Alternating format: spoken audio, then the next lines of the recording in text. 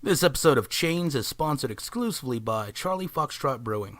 Ask about beers from this veteran-owned brewery and tap rooms across Southwest Florida and Western North Carolina. Thank you for supporting our veterans. Chains, Part 20. Written by dhonash. Narrated by Philip Morgan. The gunfire had stopped, at least for now. It'd been a while since I heard shots fired that weren't in a range. Oddly, handling these types of situations were, well, kind of like riding a bike. A plan was already starting to form. The likelihood of having been seen as abducted into the smoke-filled barn was slim, although I probably wouldn't have much time to myself in here. In the country, flaming barns tend to get some pretty quick attention. I peeked back out northwest toward the house. I couldn't see much through the wooden slats, save for the people in the front yard that seemed preoccupied. The smoke was building quicker than I anticipated. With a glance, I saw that the fire was already reaching the hayloft. I was about to leave when I saw something oddly familiar in the back room. A well-worn leather belt. I've moved past the stall. The flame was rippling upward. I had less than a minute before the flames would reach the hayloft and set my convenient hiding spot completely ablaze. The heat coming from the end of the barn was intense.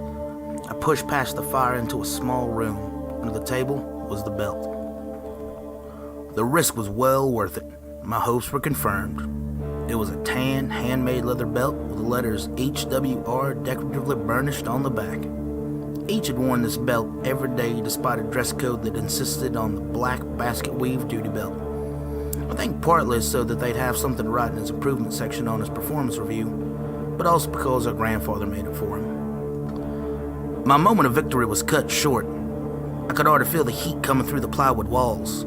This little room was quickly becoming an oven. The fire in the corridor had already doubled in size. I pulled my coat up over my head to protect myself and ran through the flames. My back and my legs started to burn almost immediately. Somehow, even my coat, which was slightly damp from the rain, had caught fire. I threw it on the ground and stomped it into a smoking heap. It was ruined. At that moment, on the other side of the barn, one of the giant cattle doors slid open. I was caught off guard by the sight of a young man dragging someone whose skull seemed to have literally been bashed in. They were also badly burned and had a mangled leg. Instinctively, I went to draw my service pistol, forgetting that I'd left it in the car. The extra weight seemed well worth it now that I was face to face with some type of body dragger. I was about to hide when it occurred to me that the person being dragged was about the same dimensions as H. I decided to take action. The young man's hesitation upon seeing the fire let me get the drop on him. A quick elbow to the head put him down fast, and I immediately checked the body he was dragging for a pulse. There was none. I was a bit relieved to find out that the person was not my uncle. I rolled the boy onto his side. He had the too thin look that I'd seen before on meth heads. All ribs and collarbone. I noticed a strange blue tint around his mouth and nose. Just as I started to check his pockets, there was a sudden flare-up in the barn. A split second later, pieces of flaming lumber were flying through the air. Something had exploded in the barn. The flames, along with a shockwave from it, panicked me, and I ran for a small berm that was a few yards west of the barn. There was another small explosion as I scrambled over it and into the surrounding woods. The whole barn was ablaze, casting strange shadows on the countryside. The gravity of the situation was starting to set in. H was here. After finding his belt, I had no question about that. But also a mangled body? A burning barn? I had committed to a search and a hike for some answers, but what I got was an extreme survival situation that brought up horrific questions. The girl that I saw climb into the drain pipe near the house was probably around as well. I pushed it all aside and moved away from the barn to get a better view of the property.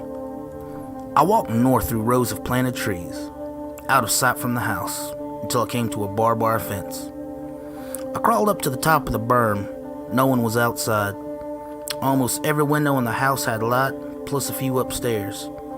I briefly thought about leaving, reasoning that within minutes of getting back to town, I could have about 5 officers in full gear in each room of that house.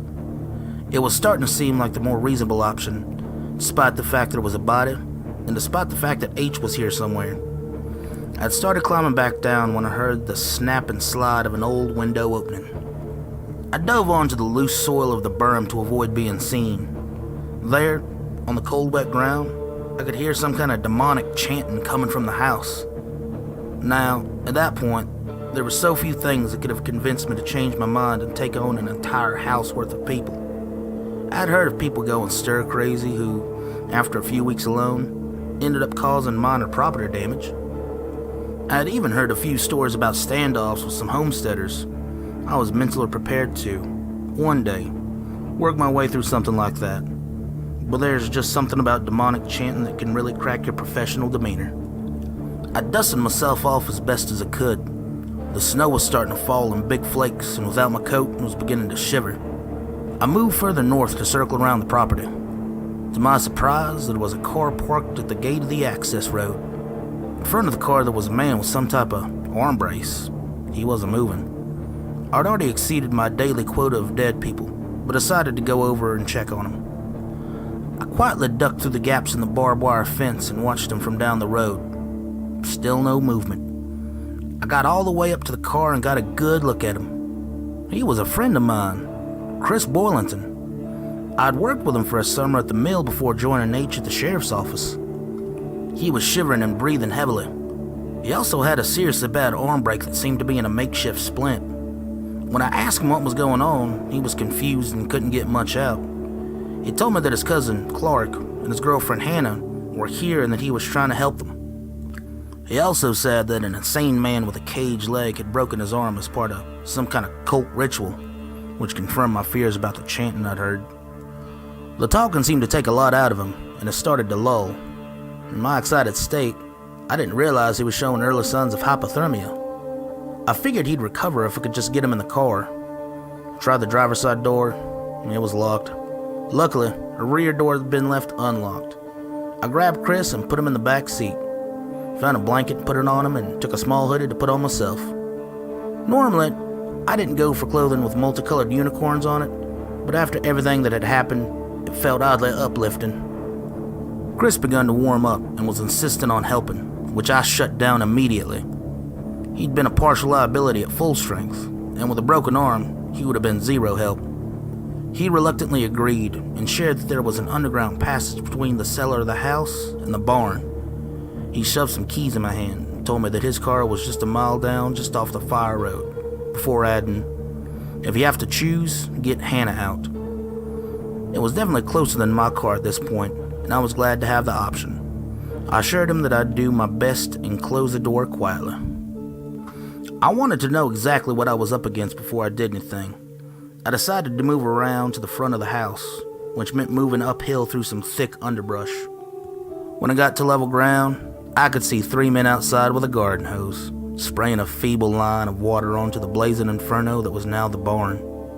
Did the rest of the people in the house not hear those explosions? Did they not care? I was grasping at straws. It didn't matter. What mattered was getting H out of there safely. With all these distractions, it was hard to stay on track. There seemed to be some kind of commotion at the house. An old woman with short white hair that stood straight up out of her head was yelling, and walked out of the front door. Several younger men followed. I saw the gun in her hand. She was stomping around angrily. I couldn't quite make out what she was yelling, but she seemed to be threatening someone and fired a shot into the air. Now, more than ever, I was beating myself up over leaving my gun in my car. There was still no sign of H. I was at a loss. I'd have to bide my time.